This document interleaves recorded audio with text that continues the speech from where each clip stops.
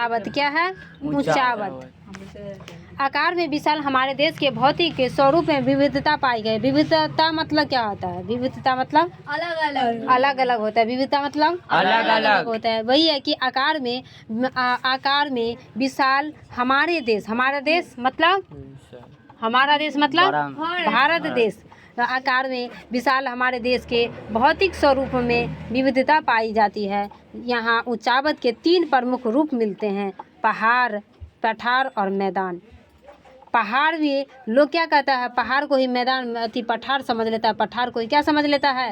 मैदान नहीं, मैदान नहीं समझता। मैदान को तो समझता है कि समतल वाला भाग को मैदान कहते हैं, लेकिन पहाड़ और पठार में अक्सर आदमी अंतर नहीं कर पाता है। तो पठार किसे कहते हैं और मैदान किसे कहते हैं, ये समझो।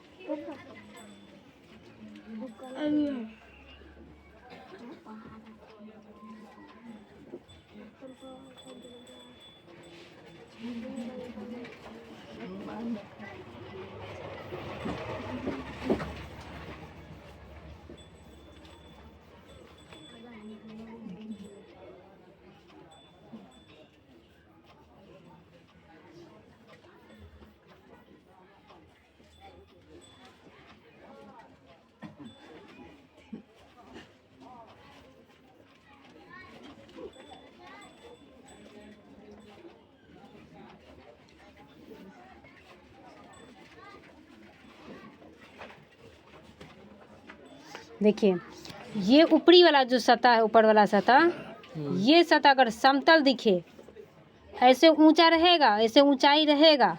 धरती के ऊपर ये धरती है, मान के चलिए धरती है, ठीक है। और ये ऊंचा रहेगा, लेकिन ऊपर वाला जो भाग है ये क्या रहेगा? समतल रहा, तो ये क्या हो गया? पठार हो गया। क्या हो गया? पठार हो गया। और ये वाला नोकीली दिखे, तो ये भी धरती से ही रहेगा, लेकिन वो पहाड़ हो गया। क्या हो गया? वो पहाड़ हो गया। और ये समतल वाला भाग जिस पर हम लोग रहते हैं, पूरा मैदान है, एक रंग है, वो सब क्या है? मैदान है। समझे? तो पठार, मैदान और पहाड़ में अंतर समझे?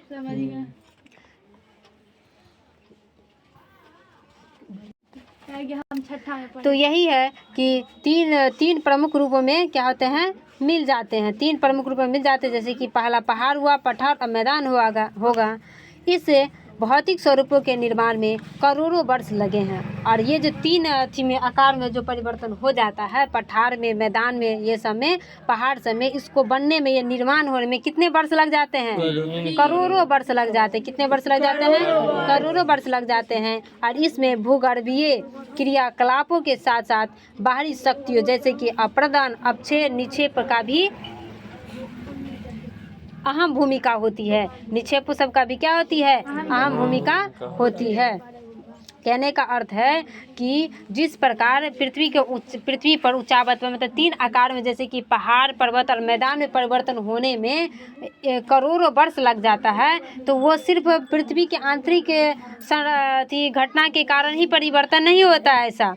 ऐसा वो अपर्दन किसे कहते हैं जानते हैं? अपर्दन किसे कहते हैं? अब बता देंगे तो आप बोलिएगा हमको पता। अपर्दन किसे कहते हैं?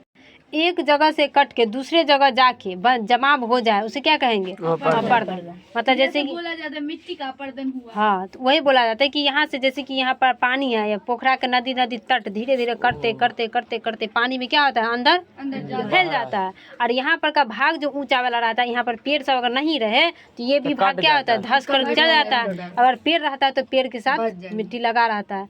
यही कहता है कि अपर्दन। तो इसको हम क्या कहते हैं? अपर्दन। अपक्षय, जिस प्रकार अपक्षय मतलब जहाँ से कटा होता है, सेम अपर्दन की तरह जहाँ से कटा वहीं जमा हो जाता है, उसे अपक्षय कहता है। निक्षेप जो कि जहाँ से अलग होता है, ठीक अपर्दन की तरह ही होता है, लेकिन थोड़ा बहुत समय क्या होता है? अंतर होता है। और ये सब अपक्षय, निक्षेप और अपर्दन के कारण होता है। और ये सब, इन्हीं सब के कारणों से क्या होता है? पहाड़, पर्वत और मैदान में परिवर्तन हो जाता है। और इस सब को निर्माण होने में कितने वर्ष लग जाते हैं? करोड़ों वर्ष लग जाते हैं। कितने वर्ष? करोड़ों वर्ष लग। अब यहाँ है कि भारत का प्रायद्वीपीय पठार भूपट्टी के सबसे पुराने भागों में से एक है। भारत का जो प्रायद्वीपीय पठार है, प्रायद्वीपीय पठार भूपट्टी के सबसे पुराने भागों में से एक है, जिस पर अनेक पहाड़ियाँ मिलती है। कुछ पहाड़ियाँ श्रृंखलाबद्ध में भी है। इस भाग में भर्सन घाटी भी, भर्सन मतलब क्या बोले हैं, क्या बोले हैं भर्स मतलब भर्सन मतलब वो जो दरारें दरारे, तो इसका मतलब ये भर्स घाटी का जो निर्माण होगा किससे, दरारे से हुआ होगा।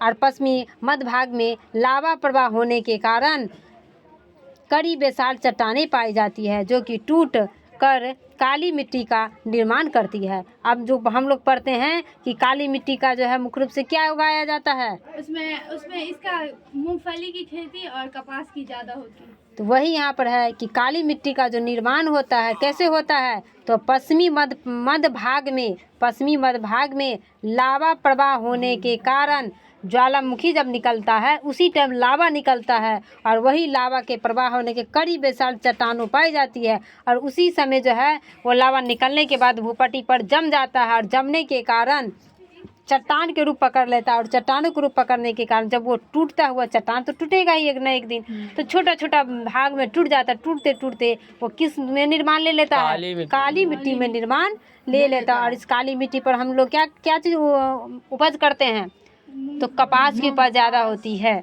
तो वही यहाँ पर है। और प्रायद्वीपीय पठार कभी समुद्र में नहीं